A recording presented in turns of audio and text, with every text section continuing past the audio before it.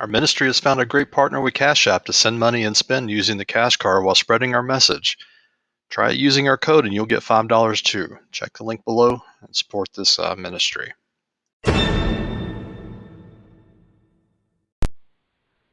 All right, thanks Antonio for joining. We had another round of storms come through, but this one wasn't quite as bad as the last one, and it cooled off a little bit, so it's still cloudy, but hopefully it's going to get warm up a little bit for the weekend. How's your week going there? Well, my week is actually going great. You know, I'm here in the middle of Atlanta, right in the city, and yeah, it's been a great day today, but I'm looking forward to the sun tomorrow. So I think it's going to come back out tomorrow. That's what I heard, that tomorrow we're supposed to have a sunny day, like around the 60s, high 60s. Cool. So we'll definitely look forward to that. So your campaign there, what convinced you to put your hat into the race and run against your competitor? Well, in reality, basically the last drop was everything that happened last year. I mean, with the COVID-19 and the way that our government responded to it, the lack of leadership really like pushed me over the edge and made me have to think about, okay, what is it that I can do to try to resolve the situation as a citizen and as a small business owner and as an immigrant and as an LGBTQ plus member of that community. So, you know, it's like I have a lot of these things, these identities that were being in conflict with how the government was responding to a lot of the direct and indirect issues related to COVID-19. And how did that's when I made the decision. Yeah, and so with the pandemic and everything, how was that affecting you directly? Your business there, if you can share a little bit more, but it was impacting your business? Oh, absolutely. I have I'm an entrepreneur, so I have a ballroom dance studio since 2008. Ballroom dancing is my passion. It's what I've always dreamed of being. And when I came to the United States, it was like fate. I ended up being a ballroom dancer and a ballroom dance instructor, and eventually I opened my own studio in 2008 in the middle of the financial crisis. Remember, it was everybody was like super panic, and so I opened my studio then, and it has been a really interesting experience throughout the years. Actually, next week on the 16th, we're going to turn 14. And it has been, a very interesting experience, this whole process, because I never went to school to study business. Like, this was just an opportunity that presented itself, and then I took it. And after all these years, wow, seeing everything that I've built with so much effort and with obviously with the help of many, many people, seeing all of this disappear in almost, nothing, because we were all taken by surprise. Well, not really, by this pandemic. And it was, very, very hard to see it all almost go, because obviously ballroom dancing is not the priority in a lot of people's, monthly budget. I mean, you between choosing putting food on the table and going to your ballroom dance lesson, where obviously people needed to choose to put food on their table and take care of their kids and help them with the school and everything that happened, consequently of the virus. Yeah, definitely, for sure. So did you have to regroup? How did you prepare your business and kind of regroup and redo what you were doing there?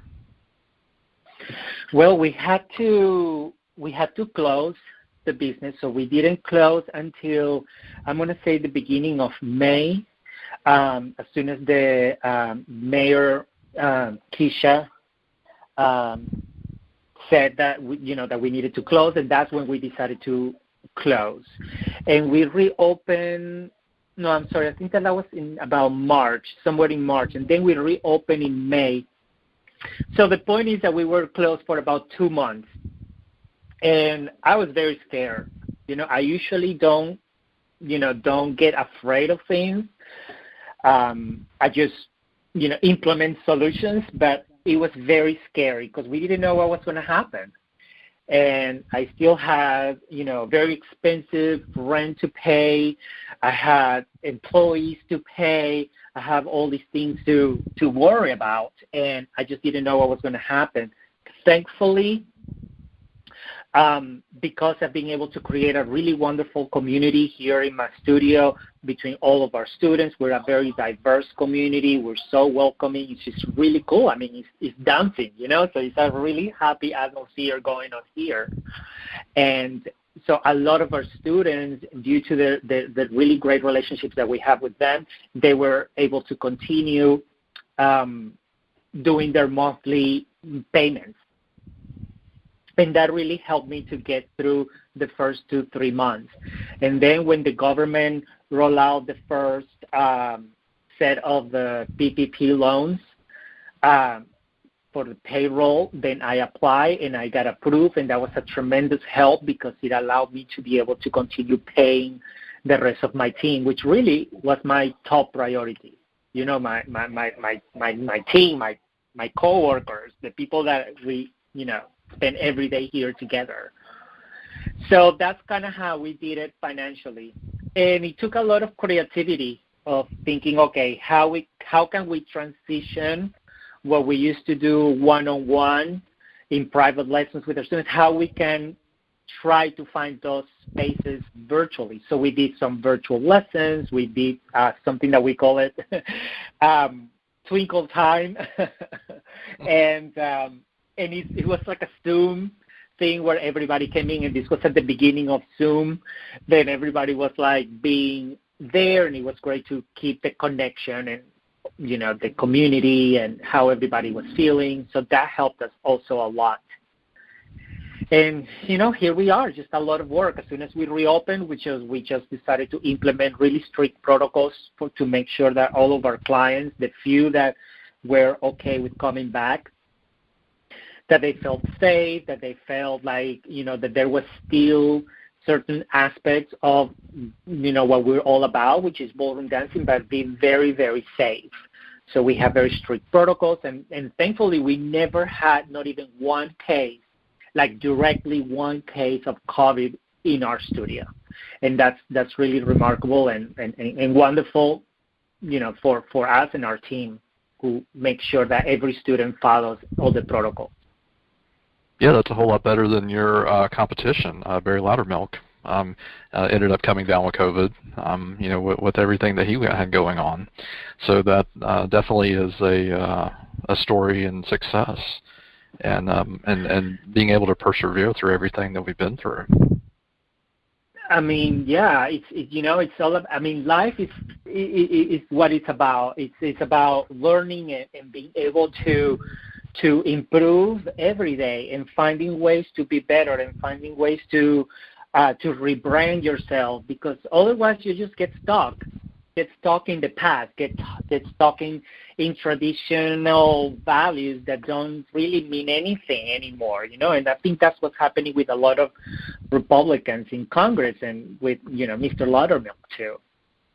Is trying to sustain a system that is just unfortunately failing because it doesn't adapt to the needs and that we all as citizens need anymore and are wanting. Yeah, that's very clear, and we're going to stay on and actually do this same interview in Spanish tonight to make sure that we actually reach out. And this is actually timely.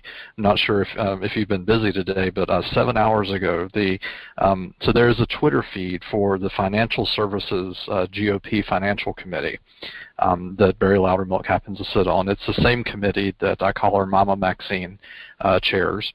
Of all people, Barry Loudermilk sits on that same committee.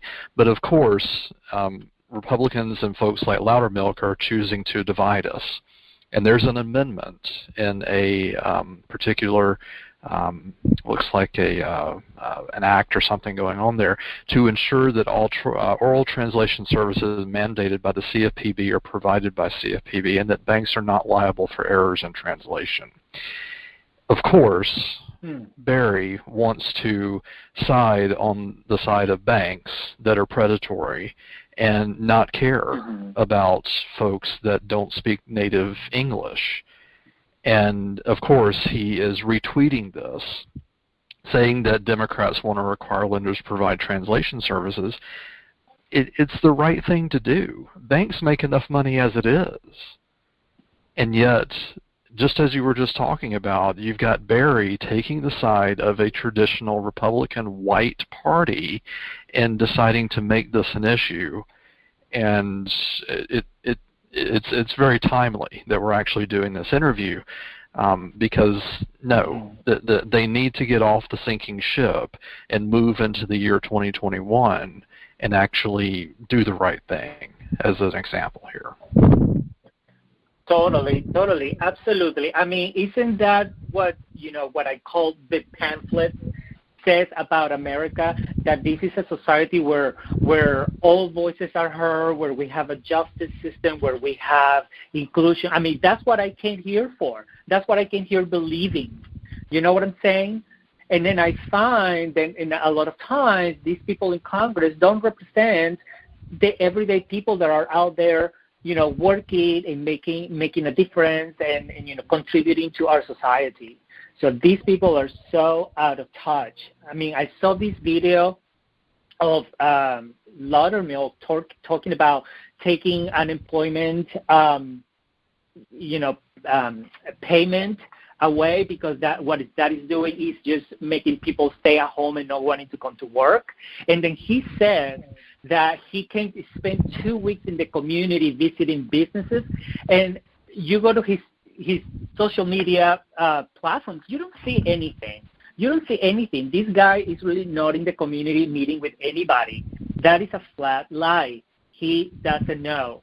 So again, what they're trying to do is to tell us that this is this amazing democracy, but in reality, not everybody is included. Not everybody is welcome. So if you don't speak English, if you don't conform to the system, to their system, then you're just basically excluded.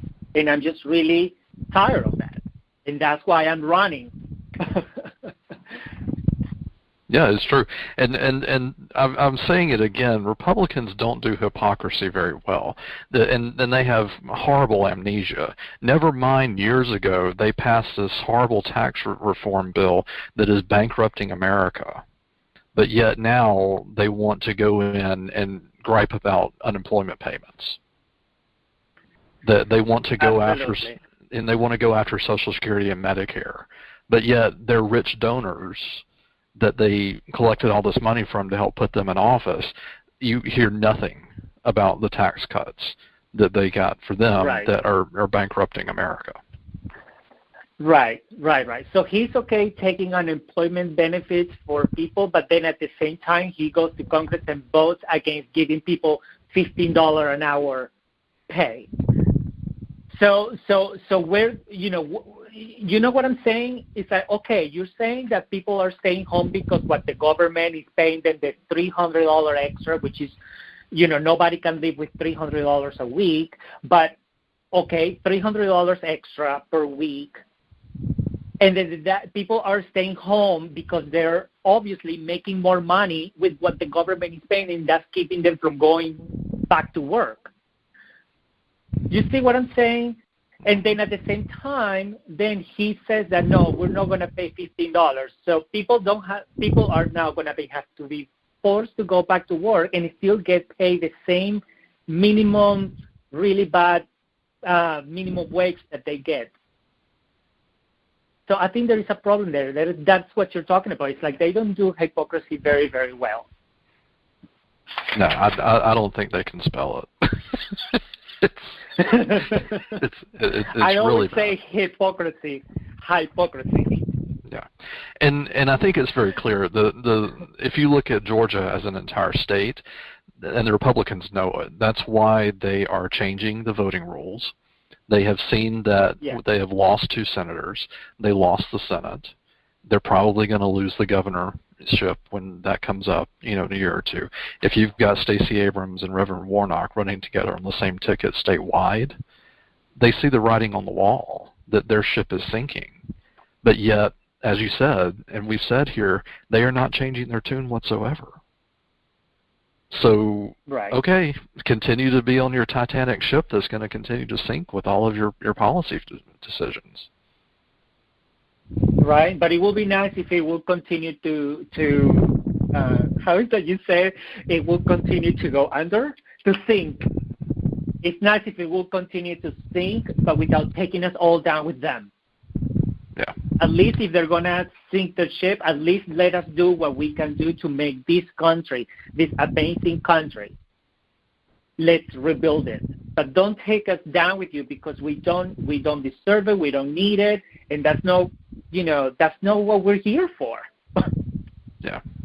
I firmly agree. And the other topics that I was talking with your campaign manager, moving next into healthcare. So, going back to, just coming out of the pandemic and I'll give credit where it's due. The Republicans are trying to harp on, this Operation Warp Speed, the Trump administration pushed through, to having some forethought. Who would have known that they were going to go out and create all of the vaccines before, the trials were done to be able to get ahead? It's amazing that America is actually leading the world with the vaccines right now. And we are in the decision point coming up that we are possibly sharing the vaccines that we have available to us with other countries because we are so far ahead. That's amazing. That's where America should be. But again, going back to, one of your platform items here is healthcare. So looking back over the past, year or two and where we are now, with the changes that are going back in the right direction, where you have folks now being able to sign back up for health care, where the Trump administration was trying to reverse all that and go make that ship sink. So what other ideas might you have with health care as part of your platform there? Yes, absolutely. I'll tell you a personal story. My mom, she has a condition in her eye that damages the eye in a way, very slowly, in a way that eventually she will be blind. Okay, so what we're trying to do is with medication and operations and things like that, is to try to slow down the process. But we know that it's a very, that it's going to happen no matter what. Well, my mom came from Venezuela already with that condition, and my mom, for many years, until she became a citizen, a resident, and then later on she became a citizen. Then she was able to get insurance through Medicare because, again, my mom cannot afford these very expensive plans because my mom is already in her 60s, so it's a lot of money for her to pay for private insurance, especially for the type of eye insurance that she needs. So she's on Medicare, and she wasn't able to get insurance until Obamacare. So this issue of health insurance and pre-existing conditions and cutting people's opportunities to be treated, to me, is just really, really personal. It touches me very closely. So I think that everybody deserves to have access to the health care that they need. And this includes, like physical, like your eyes, your hearing aids, mental health. I mean, everything that encompasses health, people need to have access to that because health is a big part of who we are and how we function as a society. We cannot be a society that is sick all the time and that we only go to the doctor is when we have something going on, so then we get cured for that. That's a very expensive way to look at the healthcare system when we're always going to the emergency room. We need to try to embrace a new healthcare system that also changes the culture of how we Americans view health. So then we go more into a preventive health. When we constantly go to visit our doctors, so our doctors are preventing the situation. But right now, most people cannot do that. Most people right now, especially after the pandemic, people are having to decide, again, I'm going back to my first example, is putting food on the table for their kids, or by having to buy a new computer because they're now doing remote classes, so then we have to buy new computers, of course. We have to buy a new printer. We have to buy new, studying stations and things like that, instead of putting it into the healthcare. And I think that that's a big problem, because healthcare should not be a privilege, should be a right. So that's why I completely support Medicare for all. Yeah, and speaking of your mom, we just had Mother's Day, and you actually found the picture there that you have with your mother, and I retweeted that. And some parallels, actually. My mom wants to retire this year, and this is a decision that she is having to make because she's not quite old enough for Medicare yet. And, she and I went to dinner a couple of months ago, and she sat down and she was trying to have this decision. She also has an eye condition that she was recently diagnosed with. It does not sound as serious as yours, but nevertheless, it's an eye condition. But, we sat down and we were talking about, but she kind of threw up her hands. She goes, well, I'm not sure. You're going to have to help me with this. I said, okay, right. Have you ever been out to healthcare.gov? And she goes, I don't think so. So I went out and, printed out the PDF, and I said, this is where she's looking to move to. These are the plans you have access to. And she goes, oh, well, I didn't know that these were options. And wow. And even more personally for me, back in 2009, the company that I worked for, this was before, the ACA and Obamacare, the company that I worked for just shut down. And within a week or two, me and all my coworkers, we were completely without health care, because when your company shuts down like that, there is no COBRA. There's nothing to have a stopgap. And back then, again, with it was up to the state of Georgia at the time, who had these high-risk pools. And that was one option. I was talking to a local agent who found one insurance company who was willing to take me on, but because I was a big guy, they wanted to charge me double the premium. And this is the chaos of healthcare that Republicans want. They have done everything that they can to dismantle the ACA and Obamacare while they've been in power. And I think we've seen that a lot of their supporters have moved over on this issue when they've actually figured out that this is not a good thing. Of what the Republicans have been trying to do for all these years. Yeah. And so it makes sense to us, and we just have to continue, talking about it and making common sense out of it, and hoping that, again, people will get off that sinking ship as we keep talking about. Totally, yeah, absolutely. But there's such hypocrites. Again, the same thing about hypocrisy, because again, they call these like socialized medicine and blah, blah, blah, and they call these things Venezuela and this, and they say that, we're socialists and we're the radical left and we're all of these things. But they are the ones that are enjoying a socialist healthcare system, because who's paying for Barry Loudermilk's health insurance? We are, the taxpayers. He's not paying for his own health insurance, I can assure you that.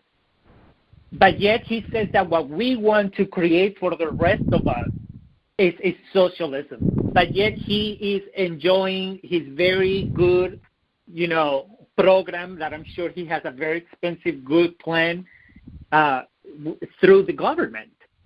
So it's like, okay, wait a minute. So it is okay for you to take advantage of the benefits of the system, but it's not okay for us, the people down here working and making it happen, It's not good for us. We small, and I'm going to speak for my experience, we small business owners, we have to then make a decision between making money in our business, which is what capitalism is supposed to be, right? And paying our employees health insurance, which I have been paying since COVID. Since COVID started, I, as a business owner, decided to take on paying 100% of my employees' health insurance, and myself, of course, through the company. So they didn't have that burden. But how many businesses do that? How many? But yet Loudermilk and many others in Congress are saying, no, it's not okay for you to have a universal healthcare system, but it is okay for us to have these really expensive plans through the government paying to private insurance. Yeah, it's just hypocrisy. Yeah, and the socialism aspect as well. All of these people that they want to put in a room are generally older white people, and they want to talk about socialism, but then you want to talk about Medicare and Social Security. That somehow is not socialism. Exactly. So it's the double standard. It's the double standard in everything. And like I was saying earlier, it's just you have to. If you don't fit in their little box, then you cannot enjoy the benefits of this country, the opportunities that this country has to offer, and the potential that we have. Just because we don't fit in that, because we're not white, because you're not a man, because you're not rich, it's like enough of that. Yeah. Your next platform item was the environment. The whole time that I've lived in Barry's district, Barry's typical recorded response to this is that Barry is an outdoorsman and that he allegedly loves the environment, but yet he voted to abolish the EPA. And on that same bill, by the way, it was also Matt Gaetz, the poster child for what all he's been up to down in Florida. Again, hypocrisy there. But any ideas there on what you're up to with the environment and your platform there? I 100% the Green New Deal. I think the Green New Deal is the path to finally reverse some of the damage that we've done and that we continue to do to the environment, and to put forward plans that are going to help us transition our workers into a new technology that is much needed. Yeah, and the arguments that Loudermilk and other Republicans, because they are funded by fossil fuels, the Koch brothers, et cetera, is that these are job killers. Completely false. Even Biden has said this. Yeah, I mean the stimulus plan, the infrastructure plan, all of these jobs that are created, you don't have to have a lot of education for. These are blue-collar jobs that the Green New Deal and these other initiatives actually promote. It right. doesn't make sense. So you had rather put someone in a coal mine, endanger their lives, endanger with black lung, etc., and then have them pull stuff out of the ground that's going to pollute the environment just because you're claiming that you're saving a job. It again, we'll go back to the analogy of the sinking ship. It doesn't work. It's not sustainable. And if that is the platform that you are going to stand with these guys, I hope you're not having kids, because your kids are not going to have a planet to live on. Right. Absolutely. It's just kind of the same theme of our conversations. It's just the hypocrisy that is on these people, and in trying to continue to treat us like we're idiots, like we don't understand what's going on, like we don't see that we are drinking dirty water, like we are not noticing that we are all living, breathing polluted air. Like we can now go to the beach because we, as many times because we can, I guess, be worried about the hurricanes and the people that live in the coastlines. I would like to say to them, just stop treating them like idiots, like we don't know what's going on, And this whole issue with the climate has more to do with, who are the communities that are getting hit by climate change. Because I could assure you, if the people that were getting affected were rich, powerful people, we would have already done something about it. But because these are usually communities that are usually black and brown communities, then they just, don't do anything about it, or they don't care. Because, again, their interests are attached to fossil fuel industries and their lobbying and all the money that they control and that they pass in Congress. And it has real-world implications. Literally this week, you have people freaking out because they think that there's a gas shortage. Because of who? Vladimir Putin has hacked the Colonial Pipeline that comes right here through Georgia, and that has caused everybody to completely lose their minds. Same thing if you rewind several months ago, what happened in Texas.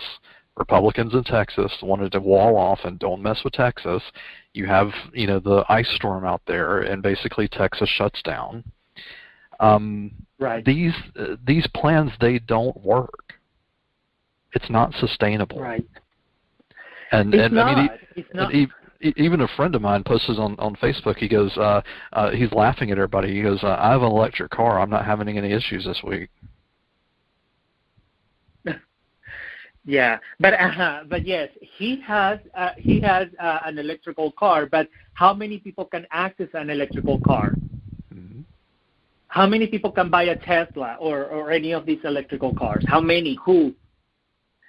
Very, very limited portion of the population. So this is not something that we are making accessible to everybody. So then we make sure that the people who needs to work to pay their bills, to not get evicted, that they can access that opportunity. They can. They're going to have to stay home. I was actually talking with my team today. We have a big thing going on here with a judge that is coming to perform some examinations with our students. It's kind of, we're trying to rebuild the momentum again with the students and goals and things like that. And everybody's panicking about the gas, which I completely understand.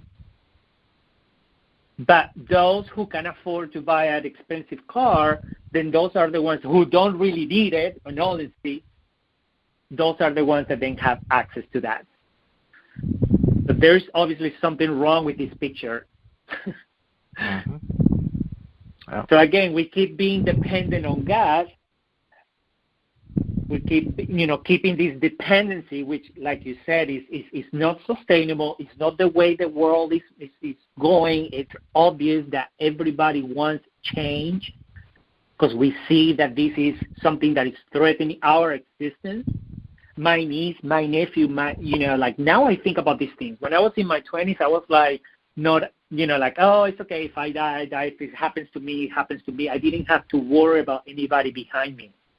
But now I have niece and nephew, and my daughter just had a baby, and I just went to meet her in Boston. So it's kind of like I worry about these things. What kind of world are we going to leave for the upcoming generation?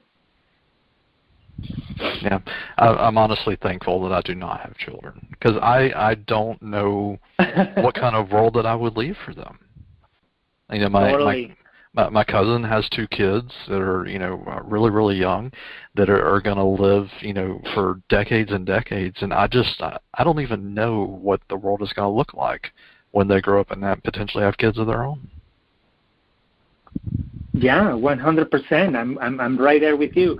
I mean, I look around here in my neighborhood where I've been living since 2007. I've been living exactly where I am. God, a long time. I've been living in this district for 15 years? 15 years. So I've seen Buckhead go up and down and, change throughout the years. And now I'm seeing a lot of apartment buildings being built around me. Apartments, not so much condos, apartments. And then the other day I was wondering, why are there so many apartments, not enough condos? Why are people renting so much? Because these apartments are extremely expensive. And we can have a conversation for hours about about what is happening with that. But lots and lots of apartments. And somebody told me that I think I believe it, is that millennials are not having like long-term future vision. You know, like our parents had, or like our grandparents had. You know, they will think about retirement, and they will work their whole life to retire and enjoy life. Now, young people and the millennials, they don't think about those things because they don't know where they're going to be next year. They don't know where they're going to be 5 years from now because the world seems like a very troubling place right now. Like so many things can happen that could change your life in just a minute. Example, COVID. Yeah, this is actually a theme that's spanned several of our episodes. A gentleman from California, Dan McCrory, who has joined us on several episodes, he wrote a book called Capitalism Killed the Middle Class, 25 Ways the System is Rigged Against You. And it goes into all these details. He is a generation ahead of us. He worked for, big telecom out in California. He worked in, unions and labor. He had a pension, and is probably one of the last generation, including my mom as well, who has a small pension. We don't have that. Mm-hmm. We don't have these advantages. We're just left to a 401k and stocking money away on our own. And what's even worse now are all these folks that are driving for Uber and Lyft and doing DoorDash. They don't have anything. Right. They don't have benefits. Exactly. They thankfully have healthcare.gov to go and get their health insurance until the Republicans rip that rug out from under them. They don't have anything. And this is allegedly America, the alleged best country in the world, that the Republicans just shrug. And, like Barry Loudermilk, he doesn't even do town halls because he knows if he gets in front of the people, that his constituents like us, that he can't win these arguments. Right.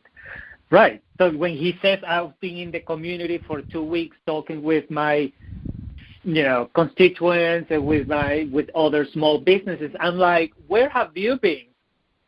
Because I'm in your district and I don't see you around here, and I'm here in the city, so I doubt that he's walking, downtown Cartersville or Marietta Square or any of those places and trying to meet with people on the streets and be like, hey, how do you feel about the job I'm doing and you're paying for?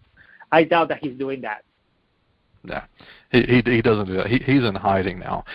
His schedule is not public for a reason, because he does not want any embarrassing photo ops or videos taken of him, because he knows how embarrassing his platform really is. Yeah. Lastly, you mentioned justice reform, and there are so many different angles we could go to there, but I'm curious, what is your platform and interest in justice reform? Well, justice is something that is also very, very, very close to my heart, because I think if we live in a society with no justice, where there's no trust in the institutions, and when the institutions are not serving the people the way that they're supposed to, which is the way that we all have agreed that we are going to follow these rules, then a lot of things happen. That's when the system starts to break, So as far as justice, obviously we need a justice reform. Black Lives Matter. We need to take children out of cages. We need to make sure that we, stop incarcerating black male Americans for marijuana more than white male Americans that actually smoke about the same than blacks. We need to make sure that, we have a transformation in our police systems and our police forces, and then that we work with their funds to make sure that these funds are being put in and invested in the areas that our police need. Because right now our police has been training things that they're for situations that they're not being trained for. So, yes, like you said, justice can go in so many ways, but I do think, like, generally, as a big umbrella, we have to recover our trust in our institutions, and our institutions need to represent us in order for us to be able to say, okay, I agree. I agree with that, and I am going to obey the same way that rule is going to be placed on somebody else, and that person is also going to follow it. So that, in general terms, again, because we can talk about justice in so many things. Yeah. Gun reform, voting rights, all of those things are, related to justice. We need more accountability in our system. We're going to have justice when everybody is accountable, and every action is accountable. And not because you are, Trump, then you have, you can get away with certain things that we, the people, cannot. That's just absurd to me. That just doesn't make sense. Yeah, for sure. I was actually, everybody was about a month ago when the case up in Minnesota was wrapping up and the verdict was in. And you had businesses who, they were alerting the businesses, get your employees out because we don't know which way the verdict is going to go. I was actually amazed that the verdict came in the way it did, and for the good. That finally there was justice, for the unfortunate death and the family members and all that. It is really a different world these days, and the polarization and the political spectrum that we have these days that Republicans have drawn the lines in the sand that they've done is really just also not sustainable. And I think they see that. What's happened here in Georgia, as we talked about, it's just it's clearly moving forward and leaving all the Republicans behind. 100% with you, in agreement with you. Yes, we need to make sure that that we have a system that we can trust, and that we can say, okay, this is what I agree, and I'm going to obey it because I believe it's a system that is also protecting me, but not because it's a system that is only taking care of just a few. Yeah, for sure. All right. Well, that's the topics that I had in my notes here. What else did you want to wrap up for the English version of the interview here? Well, I would like to thank you for the opportunity to speak and to speak to your listeners, and I'm super excited and motivated about this new frontier I'm moving towards. So I'm discovering. I'm here to serve you all, to help you, to bring more representation to our Congress, to try to contribute with everything I can to better our country, our society, to unite us, and to try to have the country that we deserve. Okay? So yeah, that's that. If you want to check out more in detail my platform and the issues that I'm trying to fight, then you can visit my website. It's www.daza.com. You can also contribute by making a donation. Right now, $5, $10, $25, anything helps. So if you like what you read, if you like the message I'm giving you, then feel free to chip in, and I will do my best to represent you in Congress. Thank you so much.